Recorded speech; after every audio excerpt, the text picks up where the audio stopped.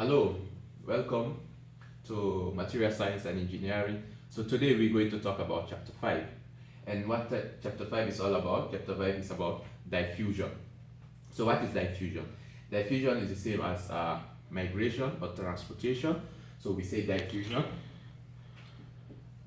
The other name for diffusion is transportation, or let me say transportation. Okay, so I'll be using these two words interchangeably. So is it transportation of atoms? Okay, think of this. Atoms are just small particles that are within a material. So these atoms tend to vibrate, as we talked about in our previous lectures or chapters. So the same thing we're going to do it here. So here we're going to learn about how these things migrate from one position to another. So why do we study diffusion? Okay, we study diffusions because when we understand this phenomenon, we can able to create some kind of materials that meet our daily needs. For example, an integrated circuit. Okay, when in our every mobile phone or computers, we have this gadget in there. So that way we can able to control these materials. Or think of this also as a gear, a case hardening gear. When you case harden a gear, we use you know about the cars, the gearbox inside a car. So with the understanding of how atoms migrate, we can make a material more stronger, okay, or more softer or brittle, depending on how we process this material. So understanding how these atoms are arranged and how these atoms transport themselves, okay. An analogy will be like we human beings. Okay, for instance, if I want to travel from here, let's say from Bremen to Freetown, I will not just say I want to go to Freetown, then all of a sudden I'm there.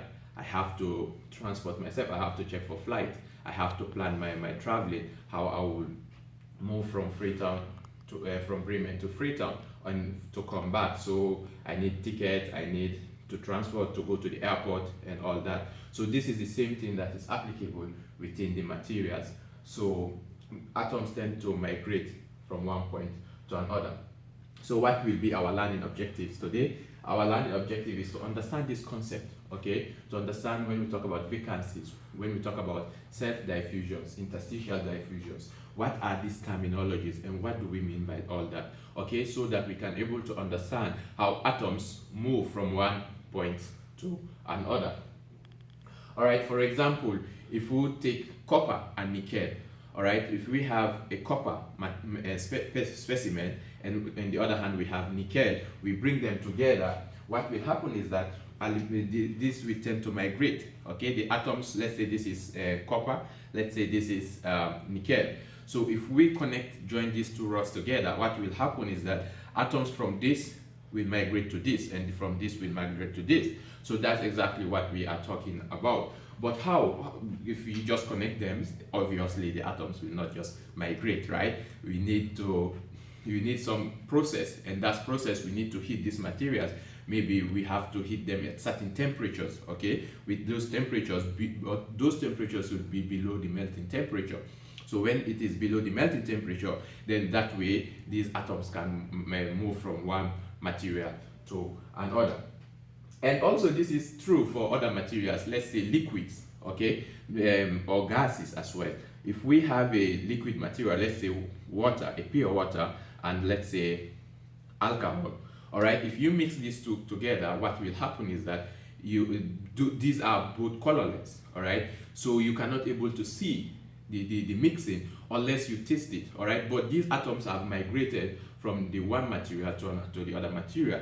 Another typical example will be spray, all right. If I have a spray here and I spray myself, okay, and you are sitting next to me a little bit far away from me, it will take you some time to smell the spray, okay. So what is it? Why is it like that? Because the atoms are traveling, okay, so from highly concentrated area to a low concentrated area. So that's what diffusion or transportations in materials is all about. So we're going to learn this, and we have some terminologies that we came up with. For example, vacancy. So when we say vacancy, this is a typical analogy would be like if you are looking for a job, right? If you are going out there, you're looking for a vacant position to occupy.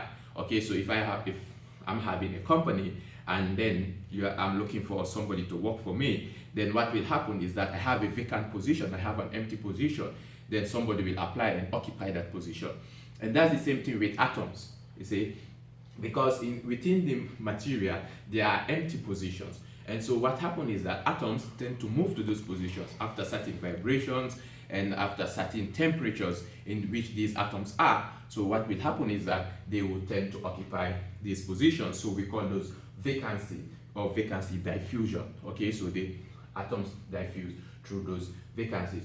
Or when we say interstitial diffusion, what do we mean? And we have these positions, if you remember, when we talk about these structures, when we talk about structures, we talk about the face-centered cubic, the body-centered cubic. We said that atoms occupy all these positions.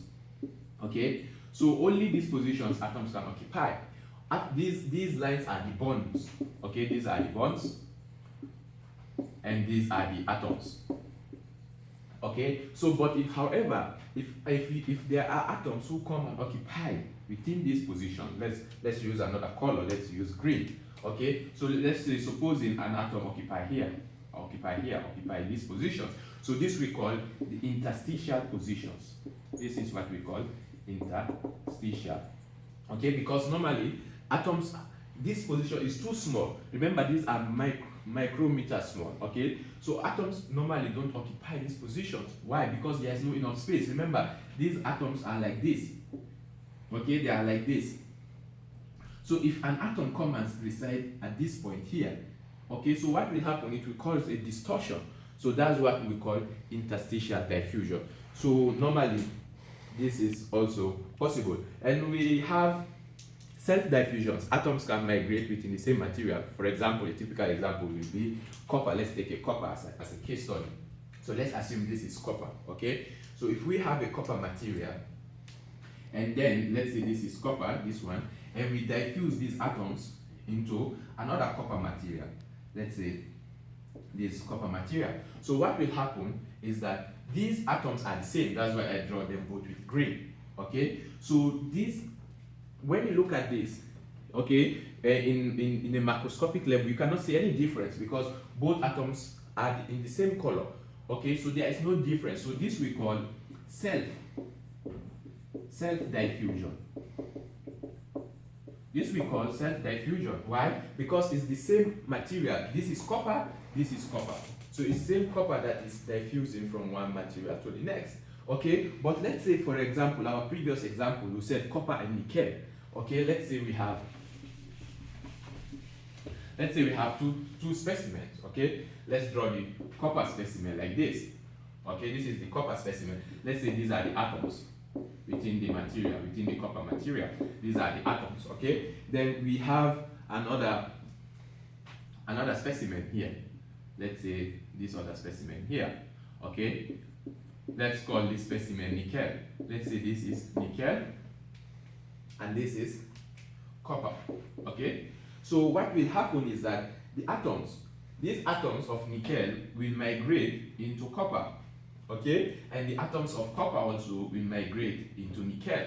So at some point, at certain temperatures, if you heat this material, you realize that there are certain atoms that have diffused into this. Okay, the green atoms have come to this nickel, and at certain point also, you find out that these nickel atoms have come within this material. So they have diffused, they have migrated from this position to this position. And we have some graphs that we represent. We can represent this like that, okay? And this is for nickel. We can represent the same thing for copper, all right? This is the concentration. If we take this, the concentration with respect to the temperature of the material. So what will happen is that we see that at this concentration here, we have fully nickel. But as you go by, okay, maybe this one, I draw it falsely, probably I should make it intersect here. So this point here, let's say this is 50-50. Okay, so let's say the concentration here is 50%. Okay, here is the concentration is 50% copper and 50% nickel. So this is how diffusions occur within material. So this we call, and this is another type because the previous one we say is self-diffusion, but this we can see it. Okay, so if you have two materials, after certain time, what will happen is that you can see this diffusion occurring if the materials are different.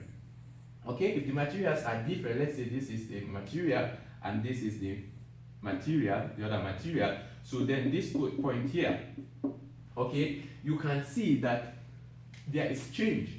Okay, this point here, they have both copper and nickel. And at this point, you can see the similarities, okay? But rather than if it is the same material, let's say if when it was same copper, let's say this is copper, this is copper. So this position, okay, let's say this is for copper and this is copper. So there is no difference here. So this we call self-diffusion. This we call self-diffusion because it's the same material, right? It's the same material that is making. So you cannot see any difference. However, here you can see difference because we have nickel on the one hand, we have copper in the one hand. So this is how you can differentiate this. But that doesn't mean, if you don't see it here, that doesn't mean there is no diffusion occurring, just that because it's the same material. And so because of this, we come up with some laws, okay? Laws that govern this migration we're talking about.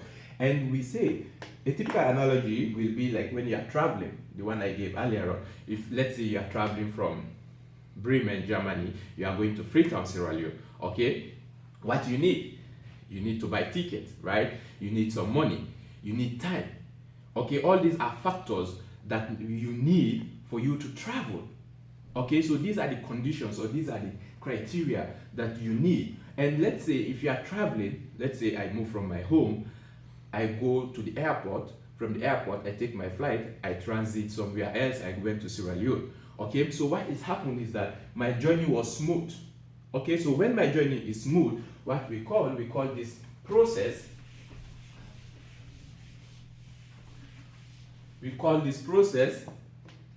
Fick's first law. Okay, so we call this Fick's first law. Okay, so we call this steady state diffusion. Okay, so we call this steady state diffusion.